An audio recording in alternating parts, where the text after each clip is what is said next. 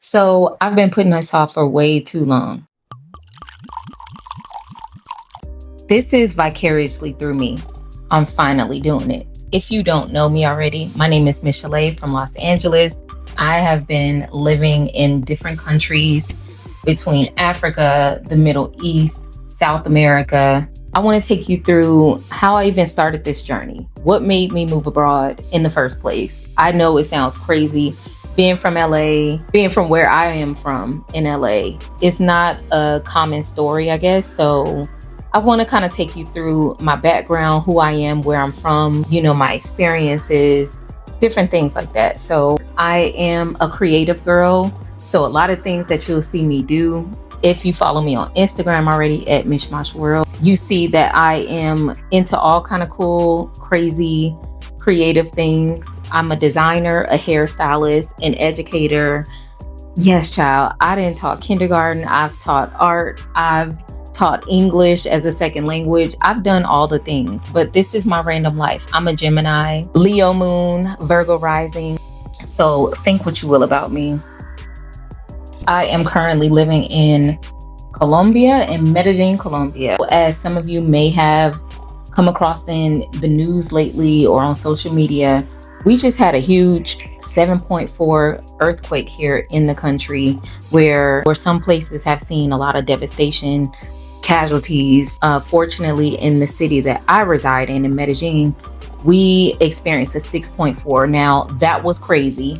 Again, I am a California girl, and I'm telling you that was a crazy experience. Something I've never felt before. Fortunately, we didn't experience a lot of destruction or loss of life or anything like that in this area, as far as I know. Some other places were not so fortunate. So, being a part of the community, expats, travelers alike, we've been doing what we can to collect and distribute materials for the relief, especially in areas where mostly Black and Indigenous folks don't really get a lot of government intervention, alongside many of our local friends. A lot of effort has been going towards that. And at the same time, the devastation that I feel affected me and probably others the most is just that question of like, wow, that could have been me, And so I think that even what kind of prompted me to start this right now, like it's been something that's been on my mind, been on my agenda. However, I do so many different things that it kept getting kind of pushed to the back. And alongside like some different thoughts, we kind of doubt ourselves and play this game of like, am I ready yet? Do I have all the things to set up to get started on things like this? But it's time now. No more waiting, no more excuses. I'm starting to tell my story. And yeah, that earthquake just kind of put things in perspective for me. I was kind of, over the past few days, it's only been about a week. Tomorrow makes a week since the earthquake. So yeah, these things that have been going through my mind have been like, what if I don't get this opportunity to tell these stories tomorrow? Very real thoughts, which I have not honestly had to think about since I've been living abroad. Yeah, now that I'm in year 14 and something like a big earthquake happens that, where I'm not directly affected, like in my, I guess physically, like my home is still here. I'm still safe. My body is safe. But mentally, I have been kind of struggling a little bit this week. Just even thinking about how family members and friends, like very real, like close to home situations, people have been affected, close to me. I don't think anyone that I've known personally, but like a friend whose mother or, whose family live in these areas and their home is destroyed. These things happen, is very real, and it's a very real part of, when you travel, when you live abroad, but also back at home. I'm not saying that, I feel that I'm in danger or anything like that, but you can be in the wrong place, wrong time, anywhere. I can be back home in LA with my family and be in the wrong place, wrong time. And we know how real that is in Los Angeles, especially. However, this situation, living in a country away from my family and away from a lot of people that know me and love me. I've felt very fortunate that I've had a lot of friends and family check in on me once they saw the news and heard that it was in a country that I lived in.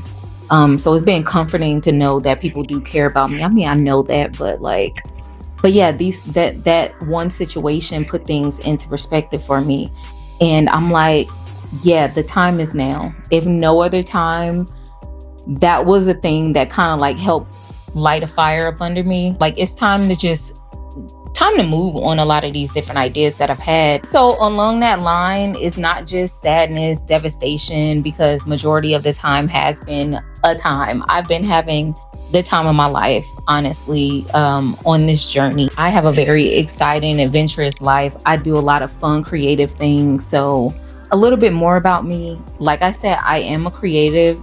Part of what I do is help give other people a creative experience. While I've been abroad, I've created a business called Unbox Art Therapy, where I host a variety of craft workshops. I teach incense making, I teach leather sandal, leather bag making, painting. What else? I do a lot of different stuff. Glass painting, candle making. I also have an art camp for children here. So yeah, I do a lot of those different things. I am currently out of the classroom. I don't really know if I'll return. I am not really feeling like the classroom environment anymore. So yeah, it's like the world is my classroom. I kind of want to like take my skills and take my passions, wrap them up in, and be able to do them in different forms, right? I don't want to stay like boxed into a classroom. So yeah, that's where I'm at right now. I also design clothes and different accessories for people, custom pieces. So recently here in Colombia, I was in a fashion show. It was actually my first fashion show here in South America, period. I had such an amazing time. I've been involved in a bunch of different creative projects. I've come up with a lot of cool ideas with friends, solo, a lot of things like that. So yeah, I want to share more of that experience. That fashion show, for example, at Negro Fest, one of the dopest Afro-Colombian experiences that you'll have here in Colombia. What else? So yeah, there'll be more to come. I want to dive more into my actual lived experiences, from taking a crazy bus ride in Ethiopia where there was like a 50% life or death chance. I had no idea, but obviously I'm here. I made it through.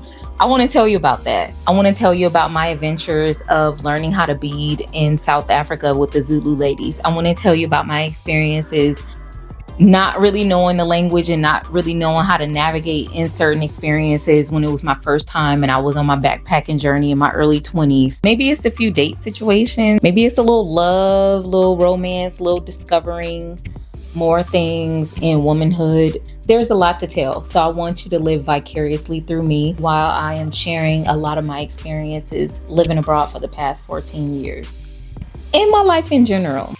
I hope you stick around. I hope to see you back. I'll share more later. Cheers.